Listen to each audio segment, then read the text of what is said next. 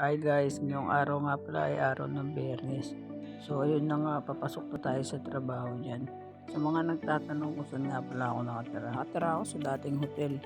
Kaya kung mapapansin nyo, luma na talaga. Yan, medyo nagmamadali ako kasi alas 8 nga ng umaga yung pasok. Oras nga pala niya mga 7:53 kasi kung tatanungin nyo, malapit lang naman yung trabaho sa bahay. Walking distance lang, siguro mga 8 minutes na niya. Fast forward, dito na nga pala tayo sa hotel. So yan yung itsura ng hotel namin sa labas. Maganda yan kung makakapasok ka. O diba, sakto pagdating ko sa trabaho, alas 8 na. Hindi ako na late. So ayan, papunta na ako ng laundry. Papakita ko nga pala sa inyo kung ano yung mga ginagawa namin dito sa hotel. So ayan, nakita ko na yung siguro ko. Kunti lang naman yung gagawin.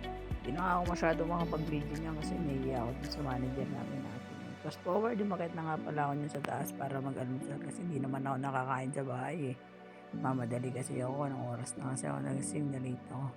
Sinigang nga pala na baboy yung ulam ko, pasintabi sa mga hindi kumakain ng baboy. Kain tayo guys. Kung hindi pala natatanong, bago ako pala mag-start ng trabaho, pagkain mo, may 30 minutes ka pa break. Tapos may 30 minutes ka ulit na break sa tanghali. Fast forward, dito na nga pala ako sa isang room na lilinisin ko. Ganyan lang yung mga ginagawa namin.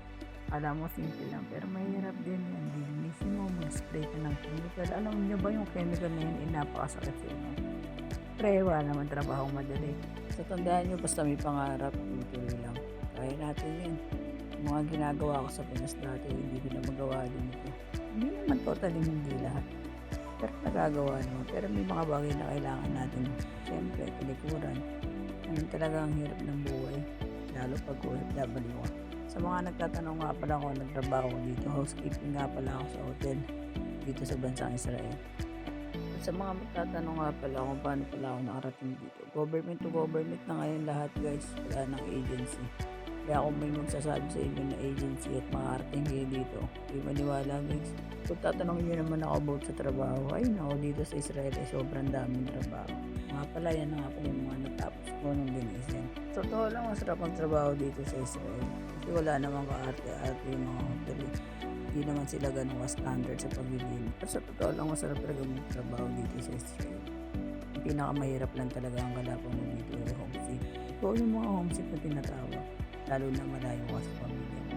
Pinakamasakit yun at pinakamahirap na harapin sa buhay. O paano guys, hanggang dito na lang. Thank you for watching.